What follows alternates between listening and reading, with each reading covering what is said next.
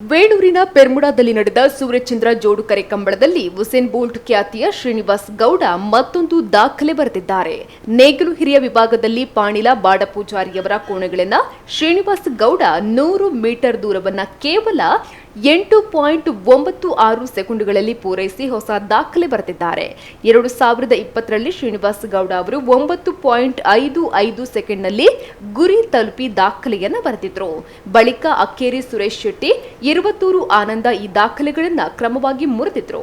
ಇತ್ತೀಚೆಗೆ ನಡೆದ ಮಂಗಳೂರಿನ ಕಂಬಳದಲ್ಲಿ ಬಜಗುಳಿ ನಿಶಾಂತ್ ಶೆಟ್ಟಿ 9.19 ಸೆಕೆಂಡ್ನಲ್ಲಿ ದಾಖಲೆ ಬರೆದಿದ್ರು. ಇದೀಗ ಮತ್ತೆ ಮಿಜಾರು ಶ್ರೀನಿವಾಸ್ ಗೌಡ ಈ ಎಲ್ಲಾ ದಾಖಲೆಗಳನ್ನು ಮುರಿದಿದ್ದಾರೆ.